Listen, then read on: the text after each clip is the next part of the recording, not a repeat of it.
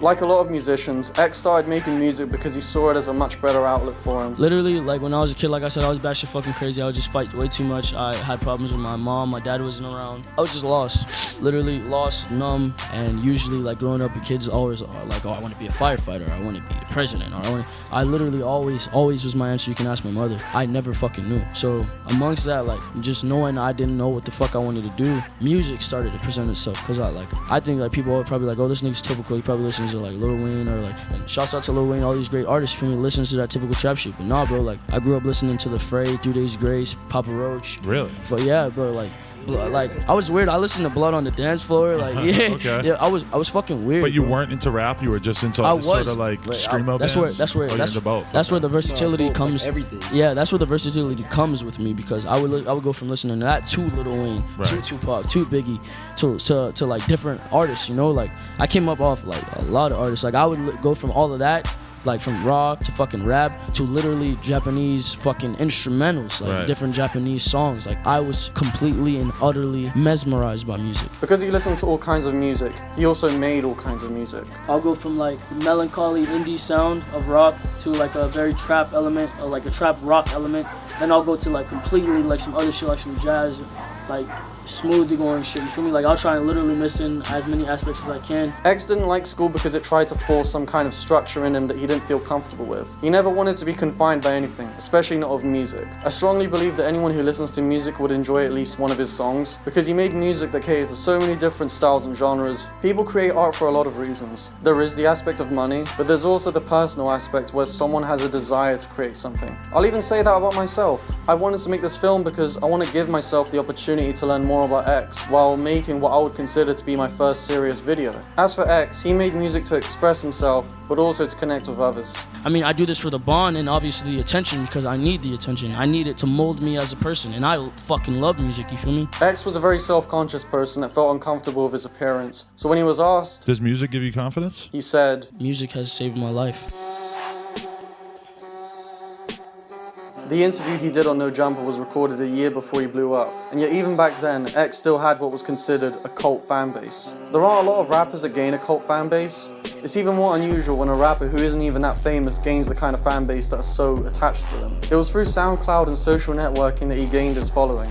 Social networking was always a forte for me. I always knew how to social network, I always knew how to publicize things, I always knew how to be a fucking idiot enough to where people would see. Just getting a little ignorant on social media to get attention. Social media because no one else would do it. He released a song called Look At Me, which was his breakout single. It's a very unique track in the way that it has this distorted sound to it. It sounded unpolished, which was X's intention. It's raw and it don't sound like anybody else. And if it don't sound like anybody else, then it sound like me. The thing that made the song so special was that it was so different compared to a lot of rap songs that become successful. And the intentions that X had for the song are really admirable. The niggas at the top of the industry right now, everybody's trying to sound like them. Every single person that jumps into music, they're like, all right, how can I sound like this? This is the sound I want, you know what I'm saying? I came out literally trying to change that. The song was already successful in its own right, but the thing that made the song blow up was when Drake released a song called KMT, which had a really similar flow to Look At Me. I've listened to Drake's response and he was talking about X as if he never heard of him before, but in comparison between his side of the story and X's, I think Drake was lying. Drake hit up a DJ that I fuck with, and bruh told me, he was like, yo, the nigga Drake watched your interview, he said he fuck with you, and he fuck with your partner Ski Mask. He's like, yo, he saying he go call your manager within the next few days. So I'm amped up. Nigga, I fuck with Drake. Yeah. You feel me? Drake a genius. Yeah. You know what I'm saying? Despite me disrespecting him as a man, because I can't respect him as a man, I respect that nigga career. Corporately, that nigga is the GOAT. And I knew what I was doing when I said what I said, and I knew how to approach him. Because I know where he can't beat me at. Initially, he was supposed to contact one of my managers.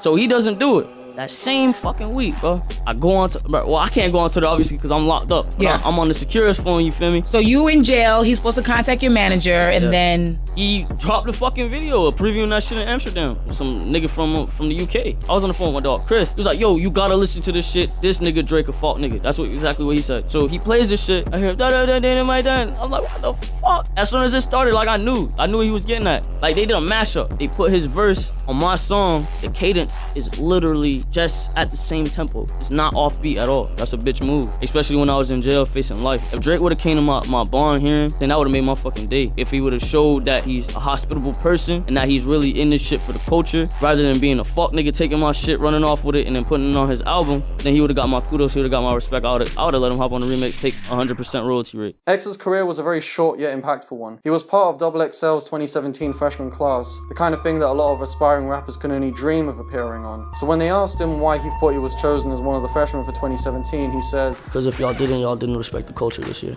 and it's about the artistry. So being on the front of a magazine doesn't mean a fuck thing to me, to be honest. I mean, it's gonna be cool for my mom likes that type of shit, but I'm about it for the culture." I'm not gonna talk about every single detail of his career, because I feel like the less I say is the more people will wonder. Or in this case, they will try to find out themselves. If you're already a fan of X, I'm just telling you things you already know in a cinematic and hopefully entertaining way. And if you don't listen to his music, I suggest you listen to both of his albums, because I wanted to make this film in a way that's as close to X's perspective as possible while giving my own opinions. He was a rapper who could have had a long, successful career, who could have developed as an artist and do things that should have been featured in this documentary. Sadly, that's never going to happen, because on the 18th of June, he was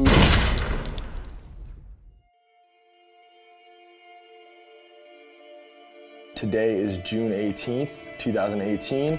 Unfortunately, in light of what's happened today, XXXTENTACION passed away today. Two men in a dark-colored SUV shot him and then fled the scene. I do everything with my own motive, you know? And I believe anybody that can live without motive is literally the most insane person there is. I believe the person who probably plots on murder or plots on doing crazy things is the least crazy, you know?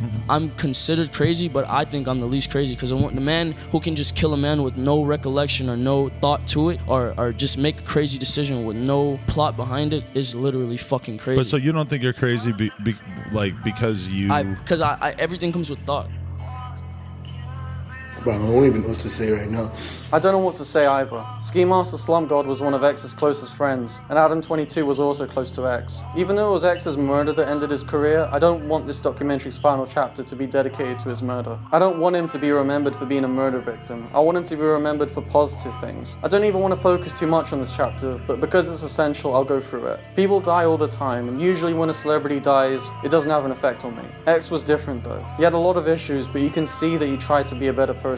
He could have gotten so far as an artist, but his life was stripped away from him for some money in a Louis Vuitton bag. That is, if the murder wasn't planned. The robbery was planned, I can't say anything about the murder. On the day of the murder, Adam22 was supposed to have a casual interview on Mom's Basement with Lil Xan, FaZe Banks and Keemstar. 2 hours before the interview started, X's murder became breaking news, which changed their plans completely. I have to give respect to these guys for carrying on with the interview, despite receiving tragic news on such short notice. Everyone is sad in this interview, but it was Adam22's facial expression that really got to me. X was younger than all of the people in this interview, and he was younger than me too. I made a video 6 months ago called I Just Turned 21, because on my 21st birthday I reached 100 subscribers, and I ended the video with one of X's songs. X didn't even get the chance to live to 21. He got murdered at age 20. He was murdered by Dedrick D. Williams and Michael Boatwright. As of the release of this documentary, Robert Allen is considered a person of interest in the investigation, and the authorities are still searching for him. The only reason why these guys became relevant is because they murdered someone who was an icon to millions of people. That's all that needs to be said about them. But regardless, I've spoken too much about these guys, so let's get back to who's really important.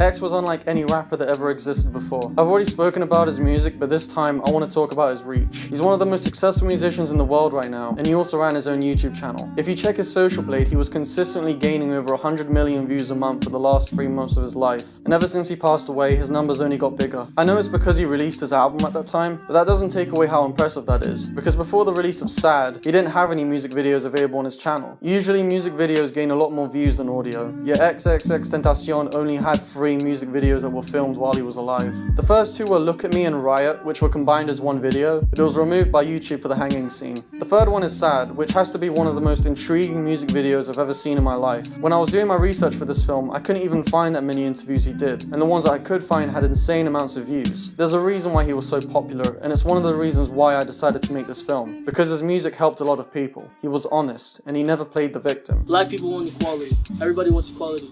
And then they try and make this black power, make equality a whole different privilege. You cannot be privileged. There is no privilege in equality. If a fucking asshole comes and arrests you, and you think that cops are just all racist, cops violates everyone. If you were white, you were gonna be white. If you were black, you were gonna be black. Hate crimes are hate crimes. If that cop fucking hates black people, then you just so happen to get the hard end of the stick, you feel me? But in the end of the day, crime is crime, hate is hate. Like, alright, if I go out and get arrested and I try and make it a black hate crime, like, oh, they arrested me because I'm black, that's not equality. That's me trying to be privileged by being black and playing the race card. So when people play the race card, you're fucking assholes. It doesn't make sense. If you want to be like everybody else, take the beating, take the bullshit like everybody else. You cannot be privileged because you're black. Just like a white person will probably get beat the fuck out of if they do some dumb shit. If you try and run from the cops, they're gonna fucking tase you. If you try and fight the cops, they're gonna fucking kill you. More likely because you're black, because you look intimidating, because some black people look fucking intimidating. If you look intimidating, they're gonna try and beat the shit out of you. If you don't look intimidating, they're not gonna touch you.